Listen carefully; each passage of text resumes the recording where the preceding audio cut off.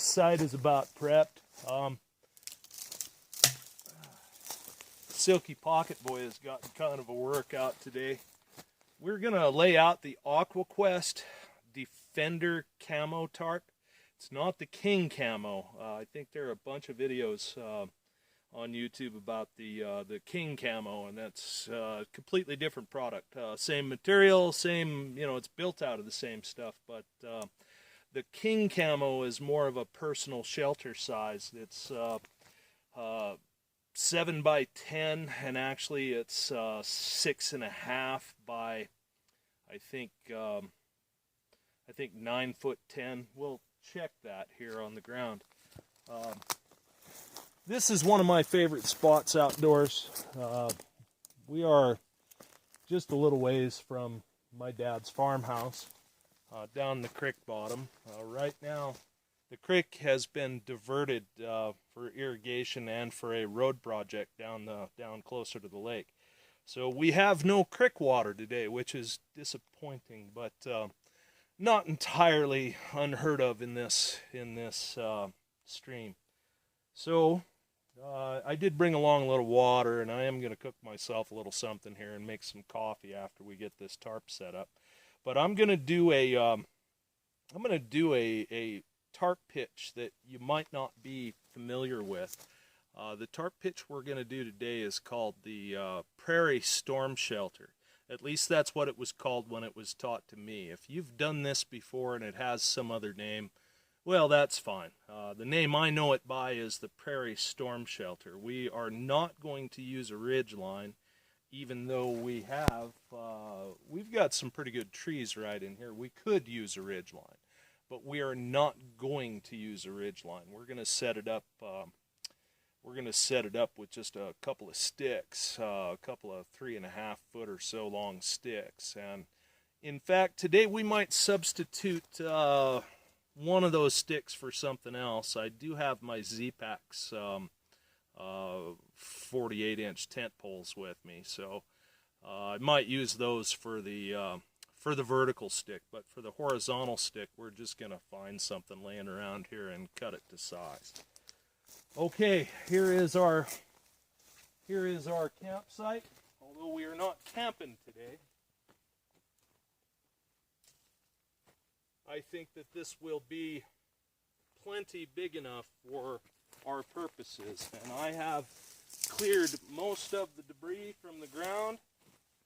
Along with clearing most of the debris, I have removed anything that held a little widowmaker or anything that was about the height that I might poke myself in the eye working around. Okay, there it is, all laid out. It's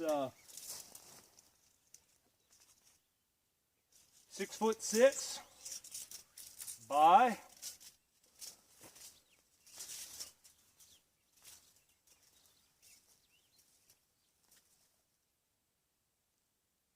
9'6". 6'6" by 9'6". So there you have it. Now I'm going to explain this pitch to you a little bit before I do it, and I don't know how much I'm going to have to say. Whoops. I don't know how much I'm going to have to say while I pitch this tarp. I just, it's I'll try to explain as best I can as we go. But really, it's a lot of working and not so much talking. The first thing we do, you know what? Before we even get into that, let's talk about this real quick there. 1, 2, 3, 4, 5, 6, 7, 8, 9, 10, 11, 12. Wait a minute. 1, 2, 3, 4, 5, 6, 7, 8, 9, 10, 11, 12, 13, 14 perimeter tie-outs. 1 and 2 on the edges, so those are also perimeter tie-outs. So we've got literally 16 perimeter tie-outs. And then 1, 2, 3, 4, 5 ridgeline tie-outs. The perimeter tie-outs are 18 inches apart. The ridgeline tie-outs are 18 inches apart. on the short way, on the 6'6" side, there are just corners and one right in the middle seam for tie outs. And the distance to the middle, you know, pretty close to 38 inches, you know, maybe 39. Depends on, you know, if you pick in the middle of the seam here, and it just, yeah, 38, 39 inches. That's the distance on the short side in between tie outs, and then 18 inches in between tie outs around the long sides and also down the center of the... Okay, here's what we do first. Now along the back edge, stake down not the back corners, but the one tie out in toward the center from those corners. So we stake out, we leave 18 inches unstaked on these corners, and we stake down the next tie out in and make it pretty taut. This tarp can take it. This tarp can take as much stretching and pulling as you can give it. It's very durable. So again, not the corner, but the next one in. And then after that, the next step is to bring in your working corner to roughly straight with the next tie out that is staked down. And this is going to be adjusted, so you know, just get it tacked down for the moment, and don't be too serious about driving these two front stakes that we're going to do. Just don't go overboard with those, because they're probably going to move.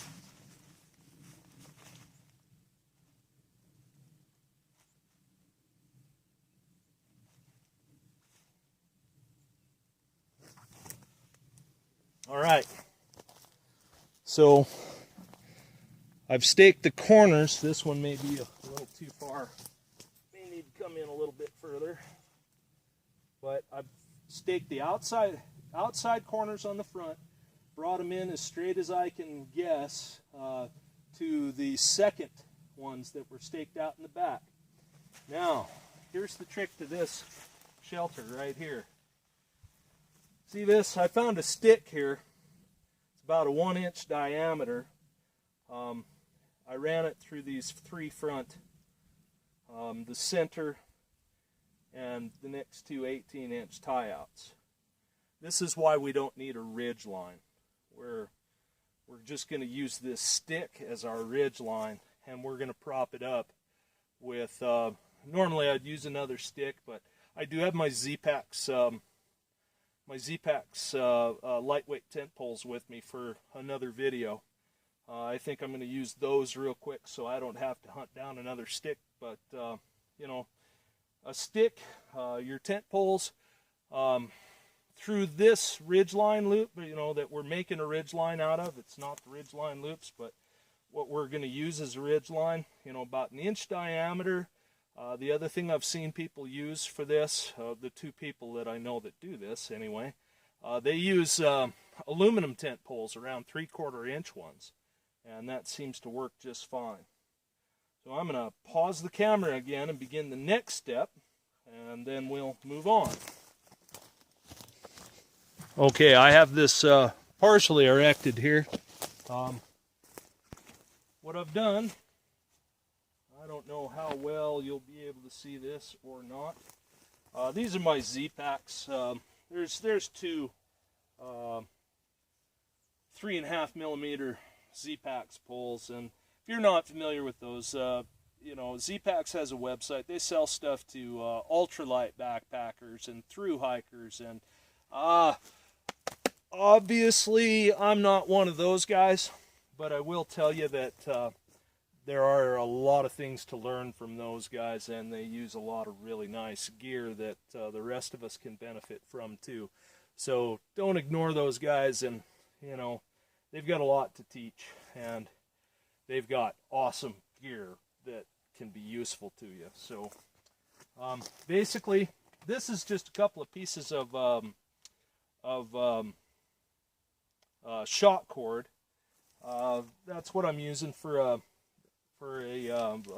just a stabilizer today. And before we're all done, I'm going to pull this forward. You know, I'm going to move these forward just a little bit. Not so far forward they'd be in the way if I had a fire, but just a little bit forward. And then I'm only going to put a couple more stakes in this, and I'm going to guy out a couple of the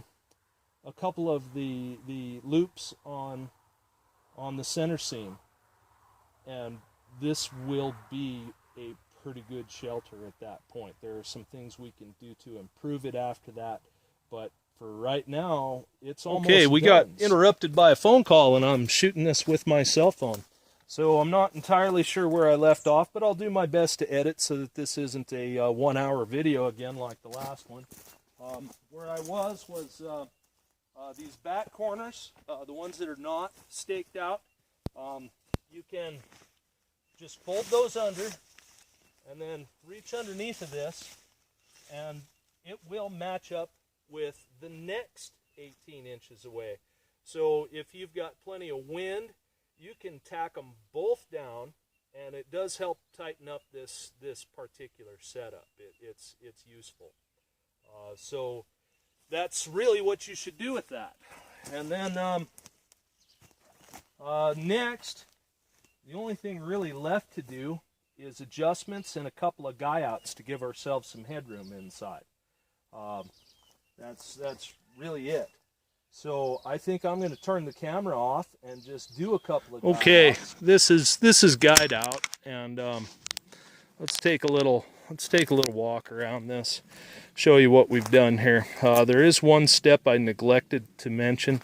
When you use a stick to tie out on, you know, to instead of a ridge line, when we're using this stick, because we're pretending we're out on the prairie and there's no trees we can make a ridge line for, you got to cut a notch in the end of that. Maybe I'm too close. There we go. I use that silky pocket boy I carry to cut a notch in the end of that, and then that's a piece of number 36 bank line, just a hitch in it to keep it from slipping away. I wrap that around here so that this won't tend to, you know, no matter how windy it gets, this tie out won't slide toward the center of the pole. That keeps it connected to the end of that stick. Now, mentionable, I suppose, here, this is another product from Z-Packs. They call that they're a pole cup. They're, I think, specifically designed for trekking poles. You put that on the top and it gives you two places to tie out from.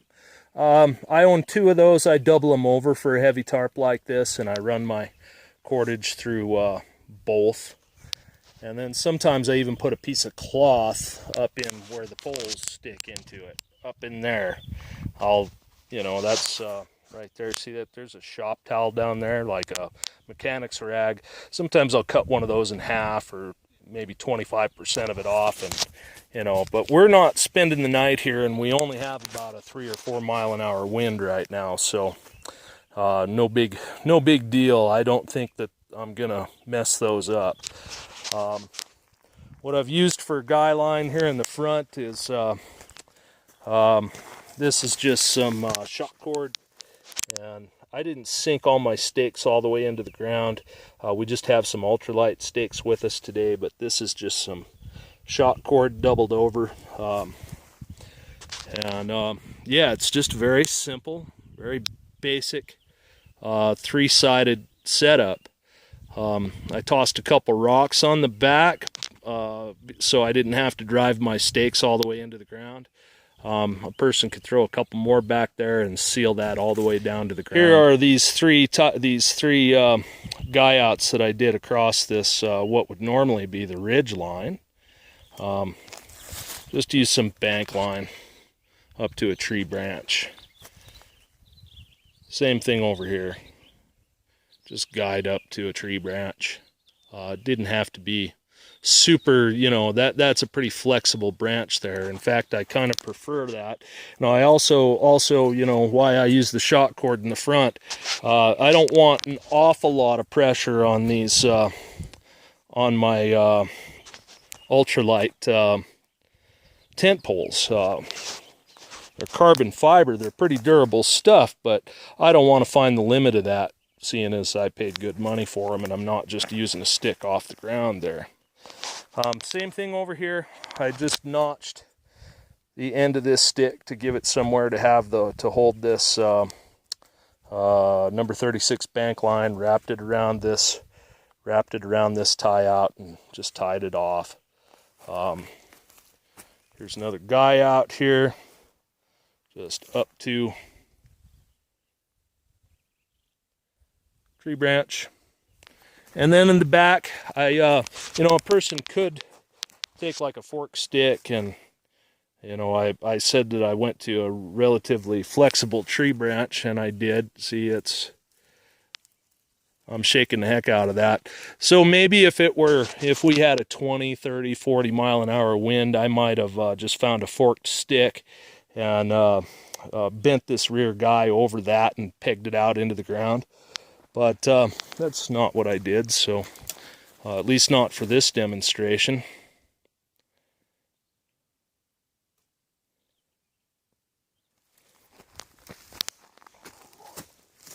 Excuse me, gee whiz.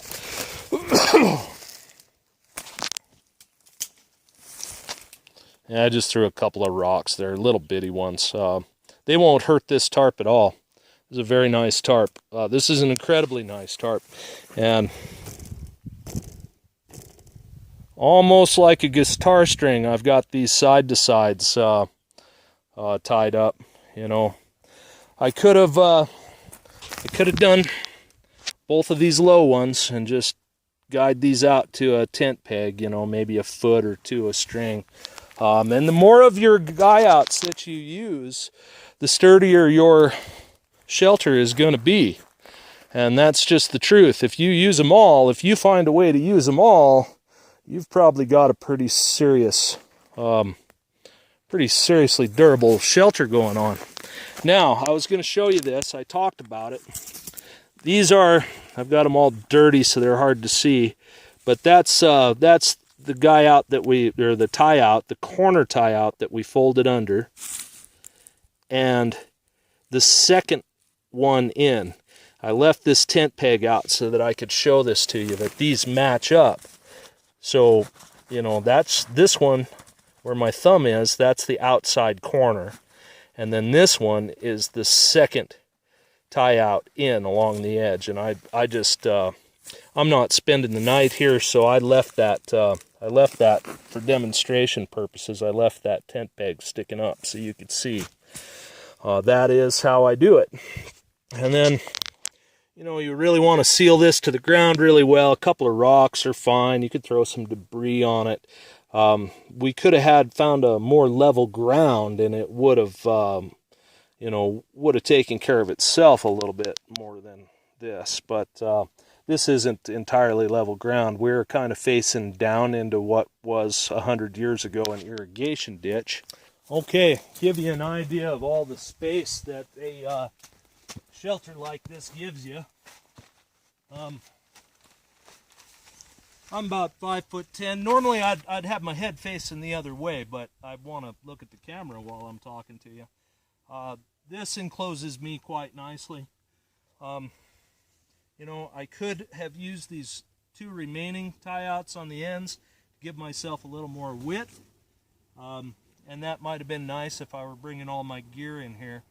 But quite honestly, I can be completely covered in here, laid out length, you know, or laying kitty corner in here. This shelter is big enough for me and my backpack, bedroll, you know, coat, etc. This does provide quite a lot of living space for the size of tarp that it is. If you were in a storm, I mean, now having this out as a lean-to or a million other configurations would give you more living space, but this is a storm-worthy pitch, You know, you could be in high winds and lots of moisture, and this is a storm-worthy pitch. This will take pretty good care of you. So there's plenty of room for a person in gear, or two people could fit in here. I mean, you'd have to like each other quite a bit. That's the truth. You would have to be fond of one another to want to spend any amount of time whatsoever, two people in such a small space. But hey, you know, that's it could be the difference between, you know, hypothermia and staying nice and warm and dry.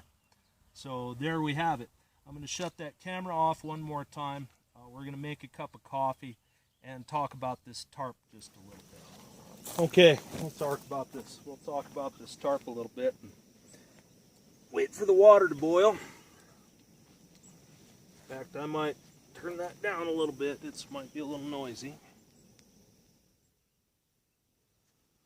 But, okay. Now,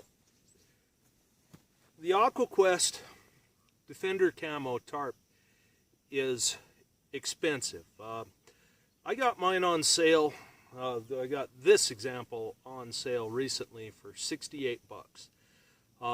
Normally, they sell for about 100 bucks. Now, that sure is real money, you know. 100 bucks is, you got to be serious to want to spend a $100 bill on a piece of kit like this. Now, you can go to Walmart, you can go to Harbor Freight, you can order them online, you can get plastic poly tarps, you know, $5, $6, $7, $8, $9. Heavy duty ones, lightweight ones. You know, why would you, when you could get 100 times more coverage for the same money, when you can spend $6 on a 10 by 10 and 60 bucks on 10 by 10s and 100 bucks on 15 or 100 or you know 120 bucks on 20 10 by 10 tarps. Yeah, you know, I mean, yeah, I get you. When you start talking about spending, you know, 60, 80, 100 bucks on something as basic as a tarp, I can see why a lot of people don't, but I'm going to tell you why you should at least think about it.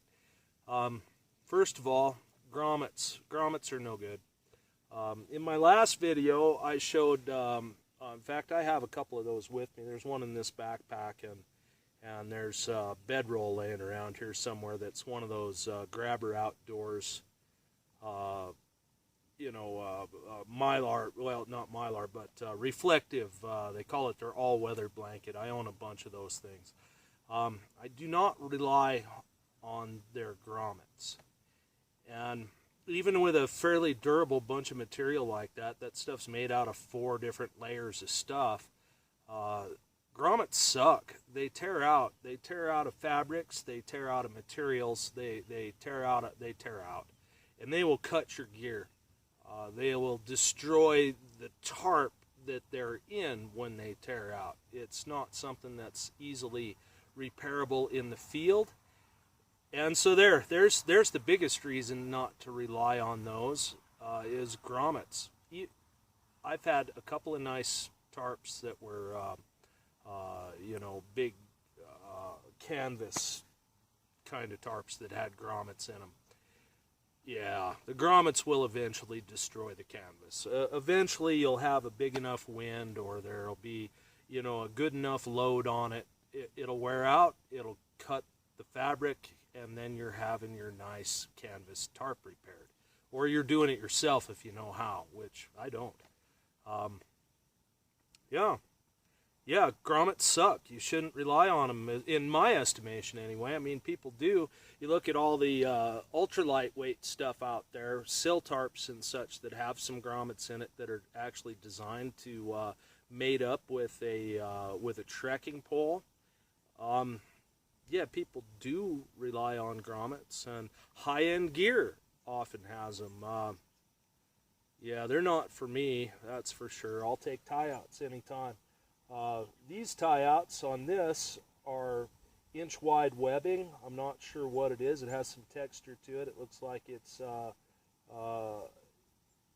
don't know, looks like 8 or 10 stitches down the webbing to web it. Very durable stuff, double stitched. To all the outside ones are. I think the ridgeline ones might be single stitch, but they're done differently. This tarp came with beautiful tie outs. Every single corner has a pull cup, so you can stick a stick in every corner, you know, to prop it up. There's a doubled off piece of nylon to make a pull cup out of. So sticks, poles, trekking poles, anything, you can stick it up in there and use that to loft your tarp.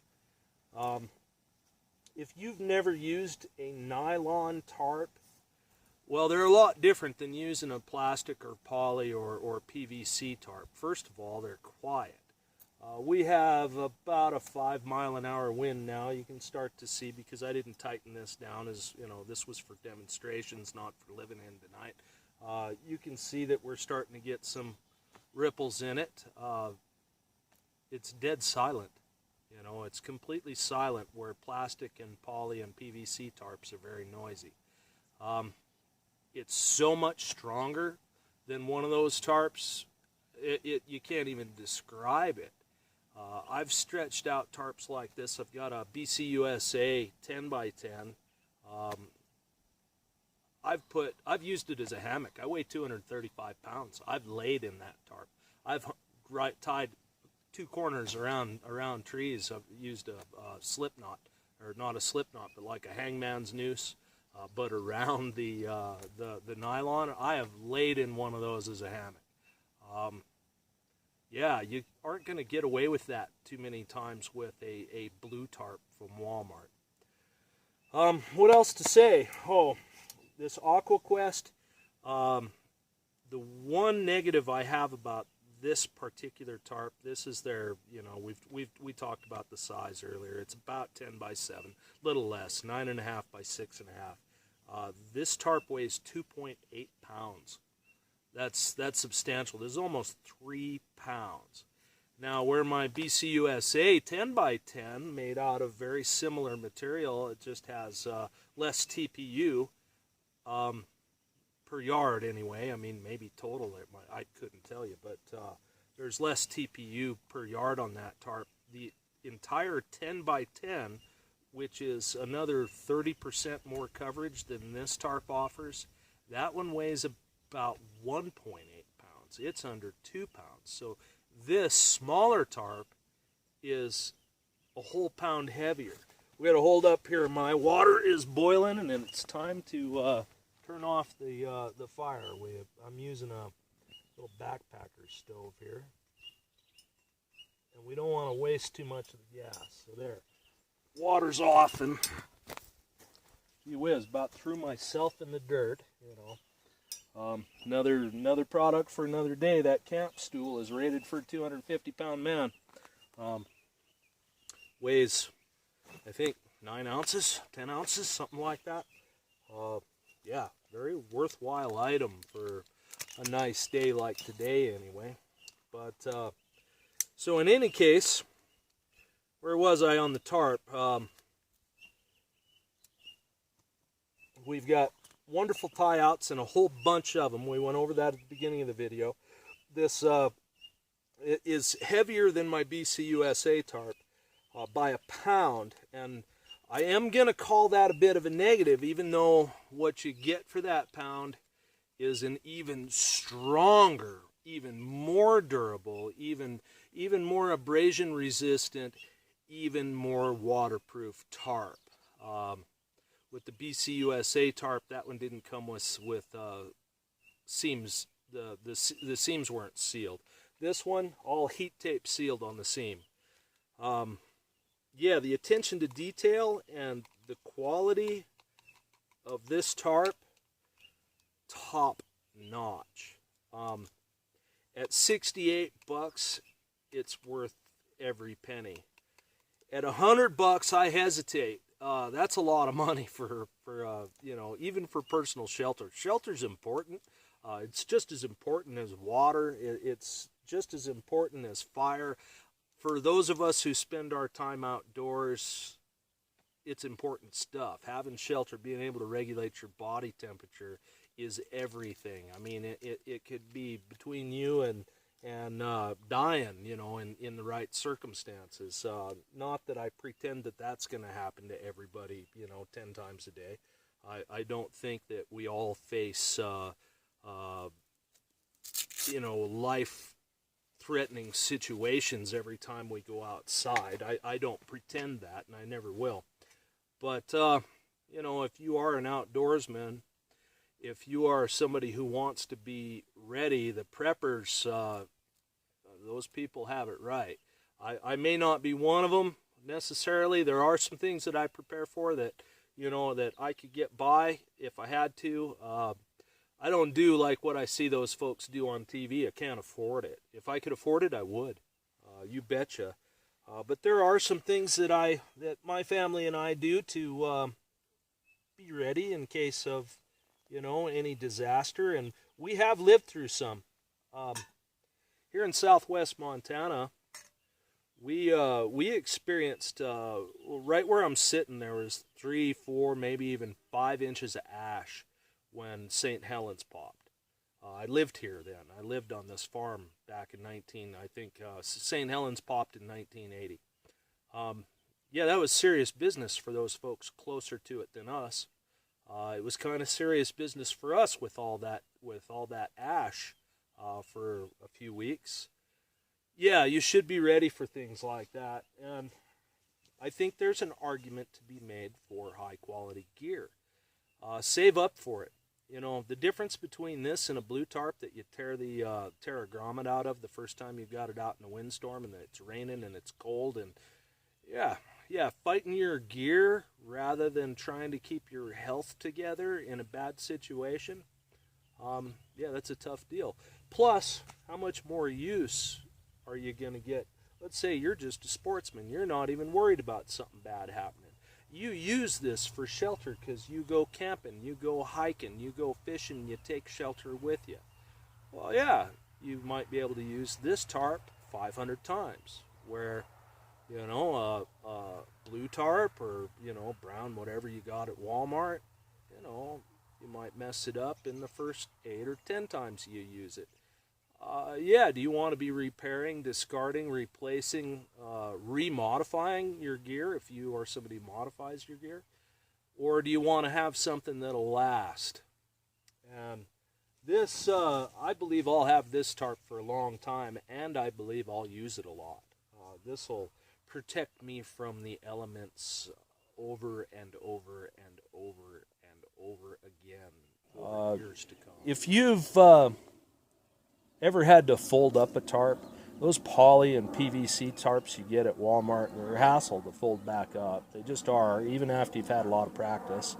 The pleasure it will be to fold back up one of these nylon tarps, gee whiz, it's a night and day kind of difference. It's so easy and so quick to fold one of these up in comparison that, you know, it's night and day. Just that alone makes it worth more money. The hassle reduction alone makes it worth more. Let's do one more once around here. Show you the things that I neglected before. We had a pretty good look at, you know, these tie outs before, double stitched, inch wide webbing, real durable, nice stuff, just super strong on pulling on that like you wouldn't believe. And you know, the tarp, because it's a nylon material, it does flex just a little bit, but you're not going to break that. That's you're not going to break it. Now down here, these are these pull pockets I was telling you about. Every corner has a pull pocket, and you You know, that's nice stuff right there. And then they've stitched them so that it's not all the way across. They've stitched this down so it's really stable. You've got about 3 inches wide that's open for the pole. You know, it doesn't go all the way, it's not open to the pole all the way across, so your pole won't be tipping over. It'll hold it nice and steady. All 4 corners have those, all 4 corners. And they're all stitched the same way. You've got 3 inches or so open. The seams, and it's gotten a little dark, so that center seam, I think it's right in the middle of the screen there where the seams line up. That is a heat tape. It is completely waterproof. The other direction, not the ridgeline seam, but the other direction seam, and I'm too close to it. I'm probably getting way out of focus. Also heat taped. It's a little bit narrower, but completely waterproof, very durable. It's not coming apart. What else to say? You know, again, this material, it's not all crinkly and noisy and messed up like plastic and PVC tarps. I just shook the heck out of it, and no crinkle, crackle. It's not that kind of material. It's kind of like, you know, I don't know, when I was in grade school, we used to play with parachutes at gym sometimes. During gym time, they'd have big parachute, and we'd do different things, run around in circles with it, and puff it up in the air. This nylon's just a little thicker than that kind of parachute nylon. Plus, it's got the TPU coating, you know, it's completely waterproofed with TPU, so, yeah. Just kind of a different animal here, but still, that'll give you kind of an idea of the material that you're working with. It's nothing like a plastic tarp, and it's nothing like a canvas tarp either. Doesn't behave like either one of them. I don't know if I mentioned it in this section of the video or the last section of the video. Something to think about with these TPU nylon tarps is you might compare these to a sill nylon tarp sometime. And, you know, Aqua Quest makes a really nice sill nylon tarp in this exact size. You know, the thing about sill, it's very light. Silicone impregnated 70 nylon, and the 70 nylon is what this one's made out of, but the TPU is a lot heavier than impregnating it with silicone. But the sill nylon tarps, here's the deal with them. And this is something you really ought to be aware of. Even though they're very waterproof, also very strong, they usually lack the variety of tie-outs you see on here to save weight. And the really important thing is that they are kind of a fire hazard. An ember from your fire lands on your sill tarp, you have a chance of it actually bursting into flames and burning down. An ember from your fire lands on this, it will probably melt through it, but the likelihood that it'll actually catch a flame is very, very low. BCUSA, or Bushcraft Outfitters, which is BCUSA, they've done some videos on their 70D and TPU coated tarps, and they've thrown pieces of it on coals and tried to light them on fire. And yeah, hunt those videos down and have a look. And then there are a couple videos on YouTube where people will show you how easy it really is to catch a sill nylon on fire. You ought to be aware of that, you know, the extra pound of weight, even 2 pounds in this one's case. This one compared to the exact same size sill from Aqua Quest, yeah, this one's got almost 2 pounds of carry weight on that, but you know, you can use it with a fire pretty safely. So, yeah, that's important information to have. All right, folks, I'm going to wrap this up. I sure appreciate you taking the time to listen to me for so long. This is a high-quality tarp, and I know I made an argument to buy, you know, a $100 tarp. I got mine for $68, and you might still be able to.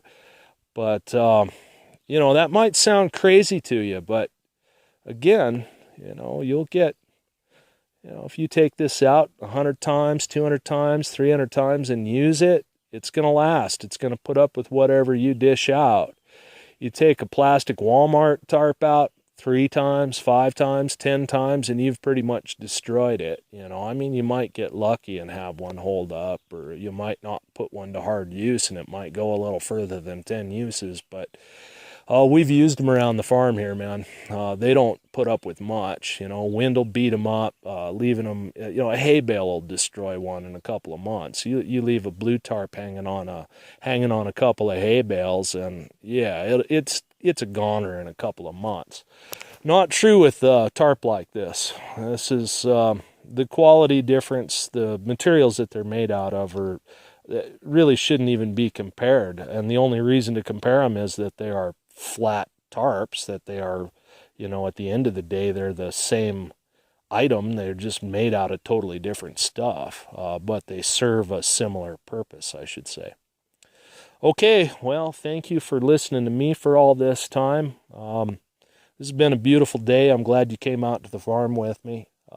This Aqua Quest Defender Camo Tarp gets my highest recommendation. Thanks again. Bye-bye.